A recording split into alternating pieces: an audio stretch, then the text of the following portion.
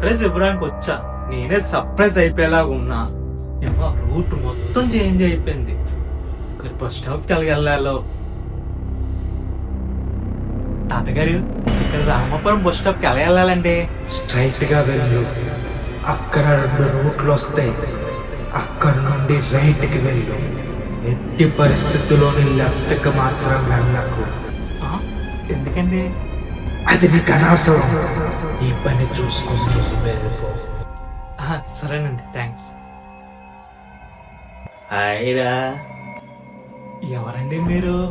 నేనురా, జగ్గుని, 8th classmate. మర్చిపోయావా? రాజేష్, నువ్వా? ఎలా ఉన్నావురా? చాలా చేంజ్ అయిపోయావురా. నువ్వు మాత్రం సేమ్ అలానే ఉన్నావురా. చాలా సంవత్సరాలకి ఊరు వచ్చినట్టున్నావు. అవునరా, చాలా సంవత్సరాలు అయిపోయింది. ఒకసారి మిమ్మల్ని అందరినీ చూసి మీతో టైం స్పెండ్ చేద్దామనే వచ్చానురా. అవునా? సూపర్ రా. నడు, బస్ స్టాండ్ వరకు నేనే వస్తాను.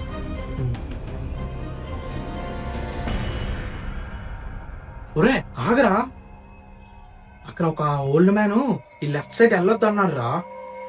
అరే, ఆడొక పిచ్చోడ్రా. ఊళ్ళోకి ఎవడు కొత్తగా వచ్చినా వాడు అలానే చెప్తాడు. రైట్ కి వెళ్ళేవనుకో 10 కిలోమీటర్లు నడాలి బస్ స్టాండ్ కి. అవునా? ఒరే, నువ్వు లేకపోతే నా పని అయిపోతుంది రా బాబు. చాలా థ్యాంక్స్, బతికించావు నువ్వు వచ్చి. సర్లే, పద వెళ్దాం. పద వెళ్దాం.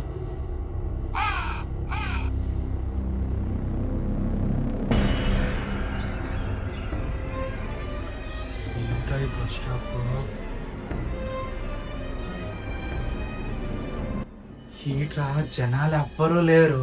విలేజ్ కదరా, ఎవ్వరూ ఉండరు. బస్ స్టాప్ కూడా చూడడానికి చాలా భయంకరంగా ఉందరా. విలేజ్ కదరా, ఎవ్వరూ పట్టించుకోరు. సర్లే, అవును మీ మమ్మీలు ఎలా ఉన్నారు? ఒక యాక్సిడెంట్ లో చనిపోయారా. అవునా? సారీ రమ్మయ్య. పర్లేదులే, ఎప్పుడో అయ్యింది కదా. ఒరే, ఇంత సడన్గా ఎంత వర్షం పడుతుంది ఇట్రా? ఓరే, అరే ఒక్క నిమిషం, ఫోన్ వస్తుంది. హలో. అరే, ఊరు వస్తా అన్నావు, ఇంకా రాలేదు. ఇప్పుడే మీ ఇంటికి వచ్చాను రా. ఎక్కడ్రా? వస్తున్నాను రా. పెద్ద వర్షం పడుతుంది. ఇక్కడ బస్ స్టాప్ లోనే ఉన్నా. వర్షమా? ఇక్కడ పడట్లేదురా. సరే, నువ్వు అక్కడే ఉండు, నేను వస్తున్నా. వస్తున్నావా? అరే ఫాస్ట్ గా రారా, పాపం ఇక్కడ జగ్గు కూడా ఉండిపోయారు నా వల్ల. జగ్గువా? ఏ జగ్గురా? అదేరా, మన 8th క్లాస్ వరకు చదువుకున్నారు కదా, ఆ జగ్గు గడే. అరే, నువ్వు ఇంటికి ఇప్పుడు ఎక్కడున్నావు? అద్దా, ట్రైన్ దిగేసి స్ట్రైట్ గా వస్తే లెఫ్ట్ అండ్ రైట్ రూట్స్ ఉంటాయి కదా, లెఫ్ట్ లో ఉన్న బస్ స్టాప్ లోనే ఉన్నాను రా. ఏంటి, లెఫ్ట్ సైడ్ బస్ స్టాప్ లో ఉన్నావా? అవును, ఇక్కడే ఉన్నా. అరే, అదంతా నీకు తర్వాత చెప్తాను గానీ ముందు అర్జెంట్ గా ఆచి దగ్గర త్వరగా రారా. అరే, వర్షం ఫుల్ పడుతుందిరా, వర్షం దగ్గరికి వస్తానులే. అరే, వర్షం కాదు, తుఫాన్ వచ్చినా సరే నువ్వు అర్జెంట్ గా రావా. సరే వస్తున్నానులే, ఆగు, బాయ్. ఏందో వర్షమో తెలిసి వచ్చేయమంటున్నాడు. అరే జగ్గు, మహేష్ గారు వచ్చేస్తున్నారట్రా, అక్కడ నన్ను వెయిట్ చేయమన్నారు. నేను అడితే వెళ్ళిపోతానులే, నువ్వు వెళ్ళు. బస్సు వచ్చేస్తుంది కదరా, ఆగరా, బస్సులో వెళ్ళిపోదు గాని. అరే బండి మీద వస్తున్నారు కదరా, నీ బండి మీద వెళ్ళిపోతా. రేపు కలుద్దాం మళ్ళీ, సరేనా? నువ్వు వస్తావా? వస్తారా, మీకోసమే కదా ఊరు వచ్చింది, మిమ్మల్ని చూద్దామనే. సర్లే, రేపు కలుద్దాం. సరే బాయ్, ఉంటానా? చెప్పండి.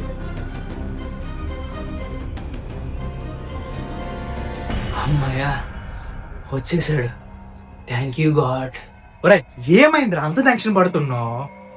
అరే, ఆ జగ్గు ఎప్పుడో చనిపోయాడ్రా. అంతేకాదు, ఆ ఊర్లో ఉన్న అందరూ ఆ బస్ స్టాండ్ లోనే చనిపోయారు. ఇంతవరకు ఆ ఆర్చ్ లోకి వెళ్ళిన వాళ్ళు ఎవరు తిరిగి రాలేదు. ఒరే, ఏం మాట్లాడుతున్నావురా? అది బానే ఉన్నారు. వాళ్ళు అలానే ఉంటారా. కొత్తగా వచ్చిన వాళ్ళని ఆ ఆర్చ్ లోకి తీసుకెళ్లి చంపుతారు. కానీ నేను ఎందుకు వదిలేసారో నాకు అర్థం కావటం లేదురా. సరే, నువ్వు వచ్చేసావు కదా, పద వెళ్ళిపోదాం.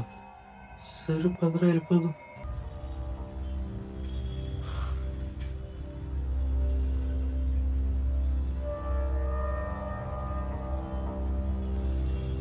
ఏమైందిరా? నిన్న జరిగిన దానికోసం ఆలోచిస్తున్నావా? అవునరా. మర్చిపోవడం కష్టమేరా, కానీ స్లోగా మర్చిపో. నేను కాల్ చేయడం కొంచెం సేపు లేట్ అయినా సరే ఈ పాటికి అయిపోదురా నువ్వు. అయినా అలా అలా ఊరందరూ ఒకేసారి చనిపోయారురా. ప్రతి ఒక్కళ్ళు ఒక్కొక్క స్టోరీ చెప్తున్నారా, కానీ నిజమేంటో అసలు తెలియట్లేదురా. కానీ ఆ ఊర్లో అందరూ చనిపోయిన రోజు నుంచి ఆత్మలై అక్కడే తిరుగుతున్నారా. మరి నన్నెందుకురా చంపకుండా వదిలేశాడు? నాకు అదే తెలియట్లేదురా. ఒరే, వారు వెళ్లే ముందు నాకు ఒక విషయం చెప్పారురా. ఏంటది? అంటే వాడు దెయ్యమని తెలుస్తుందని నాకు తెలిసినా వాడు హెల్ప్ అడిగారంటే వాడికి ఏదో హెల్ప్ కావాలరా. మనం ఎలాగైనా వాడికి హెల్ప్ చేయాలరా మాయా. తెలుసు కదా ఆ ఊర్లోకి వెళ్ళిన వాళ్ళు ఎవరు తిరిగి రాలేదని, కానీ నువ్వు వచ్చావు. ఇంకా ఆ ఊరు వదిలే. లేదురా, వాడు దెయ్యమని తెలిసినా మనం చేశారంటే వాడికి ఏదో ఈ హెల్ప్ కావాలరా. మనమే ఎలాగైనా వాడికి హెల్ప్ చేయాలరా మాయా. అయినా దెయ్యానికి ప్రాబ్లం ఏముంటదిరా?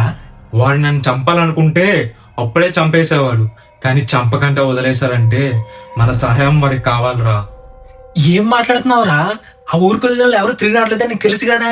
అక్కడికి వెళ్తే మాత్రం మంచిగా ఉండదురా, చెప్తున్నాను. రే, నువ్వు వచ్చినా రాకపోయినా నేనైతే వెళ్తున్నాను రా, సరేనా? ఈడి చచ్చి నన్ను చంపేలా ఉన్నాడే. పద వెళ్దాం. సరే పద వెళ్దాం.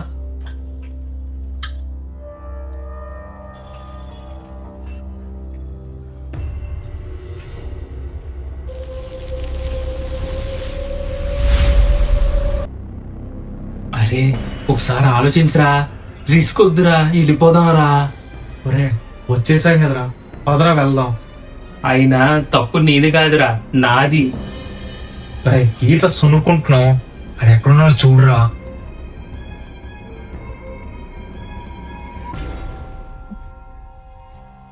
ఒరే మనీ, ఒరే, హెల్ప్ చేయన్నావు కదరా, అసలు ఏం చేయాలి చెప్పు. నేను దెయ్యమని తెలిసినా కూడా వచ్చావురా, చాలా థ్యాంక్స్ రా. అరే మాకు శాప విమోచనం చెయ్యాలిరా. ఏంటి శాప విమోచనమా? మేమెలా చేస్తాంరా? మాకేమైనా మంత్రాలు వచ్చనుకుంటున్నావా ఏంటి? అరే, ముందు ఎలా చేయాలి, ఏం చేయాలో కరెక్ట్గా చెప్పు. రామాపురం వెనకన ఒక అడవి ఉన్నది. ఆ అడవిలో ఒక పెద్ద గృహ ఉంది, బజరంగ బలి అని ఒక గృహ ఉంది. అక్కడ ఒక పెద్ద హనుమాన్ విగ్రహం ఉంటది, అదే గుర్తు. ఆ గృహ లోపలే మరణ మంత్రం అని ఒకటి ఉంటది. ఆ మంత్రాన్ని తీసి మా ఊరిని తలుచుకుని చదువుకుంటే మా ఊరికున్న శాపం మొత్తం తొలగిపోతుందిరా. అరే జగ్గు, నేను చనిపోయినా పర్లేదు, నీకు మీ ఊరికి ఎలాగైనా శాప విమోచనం కలిగించే వస్తాం. ఎందుకురా మనకంత రిస్క్? అరే మాయా, చనిపోయిన వాళ్ళు పైకి వెళ్ళకంటే ఆత్మ ఇక్కడే ఉన్నదంటే అది చాలా నరకం రా. వాళ్ళకి వేరే జన్మ ఉంటది, అలాంటిది ఈ జన్మలో ఉన్న ఆత్మ ఇక్కడే ఉండిపోయిందంటే వాళ్ళకి వేరే జన్మ కూడా ఉండదురా. ఆ జన్మ వాళ్ళకి ఉండాలంటే ఈ ఆత్మకి విమోచనం కలిగించాలి, లేకపోతే ఎన్ని వేల సంవత్సరాలైనా వీళ్ళు ఇక్కడే ఉండిపోతారురా. సారీరా జగ్గు, ఎలాగన్నా నీకు మీ ఊరికి శాప వినాశనం తొలగించేలా. అరే మహేష్, నువ్వైతే రాకరా, నేనే వెళ్ళి ఆ మరణ మంత్రం సాధిస్తా, లేదా అక్కడే చనిపోతా. నువ్వు వచ్చి నా వల్ల నువ్వు చనిపోతే అది నేను తట్టుకోలేమయ్యా. అరే వాడు నీకే కాదురా, నాకు ఫ్రెండే. అరే ఎలాగన్నా ఈ ఊరికి శాప వినాశనం తొలగించుకునే వద్దాం. మంచి పనే కదా చేస్తున్నాం, అంతా హనుమంతుడే చూస్తాడు. జై బజరంగ బలి. జై బజరంగ బలి.